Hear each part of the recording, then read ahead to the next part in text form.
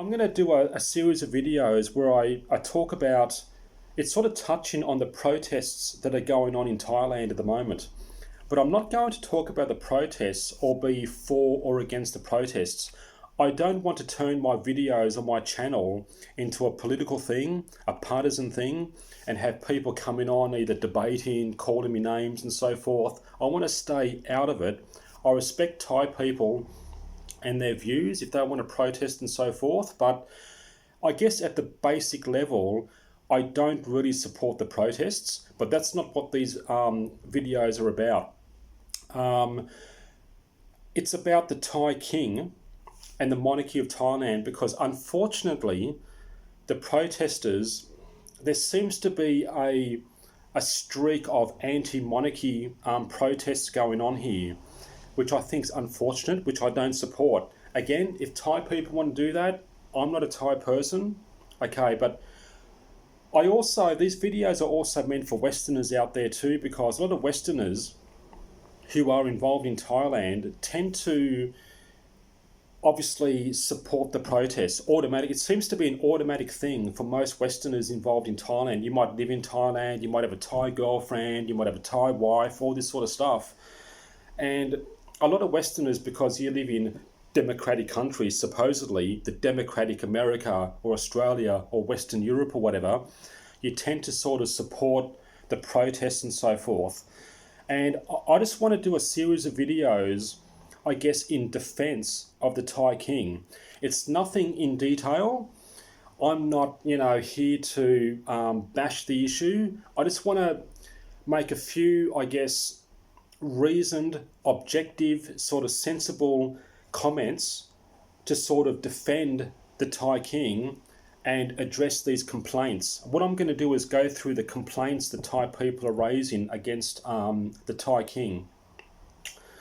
And I'm going to talk about one issue in each video. This video is already 2 minutes long, so I'll break down each particular issue into one issue because I know I'm going to talk for too long. Okay. So the first issue Thai people have is the fact that he doesn't live in Thailand and he lives in Germany. Now, let's talk about this for a moment. First of all, there is nothing unusual about Thai kings or monarchs living in other countries. Now, I am a fair person. Hear me out first, please. Hear me out. Don't go to the comments and say I'm an idiot. That's what everyone does. Hear out the arguments. I just want to talk about this for a moment. Okay, should the Thai king be living in Thailand? I must admit, yes, okay, I can say that. But all I want to say is that the idea of the Thai king or any sort of elite person from these sorts of countries living in the West is not unusual. Because when it came to his father, this is King Rama X I'm talking about. King Rama IX, who passed away a couple of years back now, 2016 or 17, I forget now, but a few years now. So his son, who was a crown prince for many years, has become the king of Thailand. That's King Rama X. Okay, so if we go back to his childhood, King Rama IX was born in the US.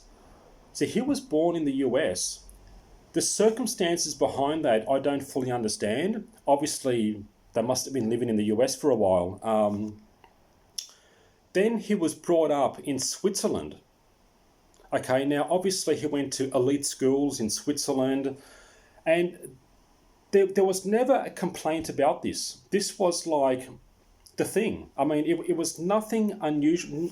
No complaints, or this has never been made an issue by Thai people for decades and decades. The fact that the King Rama IX was born in the US and he grew up in Switzerland. There's nothing unusual about various monarchs and kings and elite families going to Western schools and all this sort of stuff. So that's the first thing to realise here, that, okay, the king lives in Germany. Is this a crime? I'm not sure why it's really... I don't want to repeat myself as well. I've made my point there that there's nothing unusual about some elite... Now, should he be, as the king especially, living in Thailand? Sure. Let's talk about a few other points. His son, who is next in line for the throne, I assume he's going to schools in Europe. Again, an elite person going to elite schools in Europe. Totally normal. I mean, that's just a totally normal thing that happens all around the world for years, decades, and centuries, that these elite people will send their kids to so-called elite schools. There's nothing unusual about that. Maybe the king wants to live near his son in Europe. I stand to be corrected. I don't know all these facts for sure. I just assume the king's son is going to schools in Europe and so receiving a good sort of education at elite expensive schools. Maybe the king wants to be near his son. Now, he's renting a hotel. He's paying for a whole hotel. Apparently this high-class hotel in Bavaria. He's rented out the whole hotel for himself and his entourage. Now, again, is this a waste of money? Potentially. Now, everyone's definition of a waste of money is different, because anyone in any country can complain about governments wasting money. Every country in the world, including Western countries, have elites. If you don't think America, Australia, and Western European countries don't have elites spending money and so forth, then you just don't understand the world. So again, the idea of a king, and he's going to have an entourage, okay, and to rent out a whole hotel, every room, it's just not a major hangable offence. It's not a major crime. There's nothing really unusual about that. The king's going to have an entourage, and where are they going to live?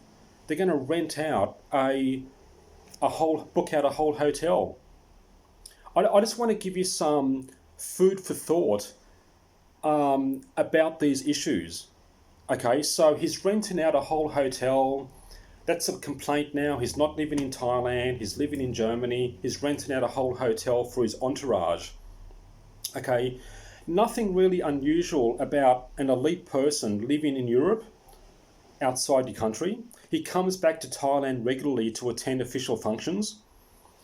I assume his son's going to schools in Europe. Maybe he wants to be close to his son. All these issues, the fact that he's got an entourage as the king of Thailand, and that's going to require rooms and so forth in a hotel. I mean, there's nothing greatly unusual about this, I'm sorry to say. Now, as far as wasting money, I'll give you an example. I live here in Sydney, Australia, and we're going to have a fireworks every new year. Every country in the world has fireworks. I personally think that spending millions of dollars on these fireworks is a waste of money. Every country, every government in every country since time immemorial has, quote, wasted money on stuff. Here in Sydney, there are homeless. Now what you're saying is, but Thailand's so many poor people and so forth, and he's wasting money. Okay, sure, but the whole idea, you're going to have elite people. The Thai government, like any other government's got a budget, which is billions of dollars or billions of baht, whatever. And the idea of wasting money. Now, the expense of that hotel, let's be honest, to book out that hotel is probably a relatively small fraction of the Thai government's budget. So this is where I'm saying it's just not, I don't see it as a major issue. Like I said, there are homeless people. Right now there are homeless people on the streets of Sydney. But yet we've got this elite state government in New South Wales. We have an elite government in Canberra. All the MPs have big salaries. They all have chauffeur-driven cars, limousines. The Prime Minister's got a limousine, chauffeur-driven. All these expenses.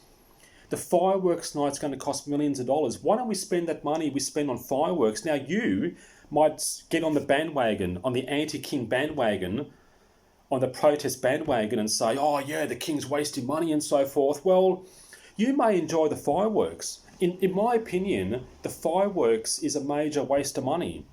Let's spend that on the homeless people in Sydney. So there's just a small example of how the idea of what's a waste in money, everyone's going to have their own ideas of what's a waste of money, what's a reasonable expense. Oh, that isn't a waste of money. That's a waste of money, depending on what you support and what you like. The idea of the King of Thailand renting out a whole hotel in Germany there, the cost of which is probably, a small fraction of the overall Thai government's budget, I just don't see it as a major issue. Okay, he's going to have an entourage. Okay, and also living overseas. Like I said, King Rama IX was raised in Switzerland. No one's got a problem with that. The King of Thailand lives in Germany. All of a sudden, the protesters use that as an issue. I know what you're thinking as well, because if you've been following the Thai King, he's apparently, the last point that I'll make is he's got a harem of women and so forth, and he's got female bodyguards and so forth, and I'll leave the multiple wives and the harem of women to the next video, I guess, but that's what you're going to say, because apparently he's living with a harem of women and all this sort of stuff. Well, that's every man's dream, but anyway, this video is way too long. Just a few of my opinions about the protests against the Thai King, that he is wasting money living in Germany and all that. And Thai people are really going nuts. In my opinion, I think Thai people are going to be crazy in their protests, and also their protests against the Thai King. He comes back to Thailand to do all his official business. Okay, that's all I'll say. I've made my point. There it is. I'll leave it at that, and I'll come back for the next video.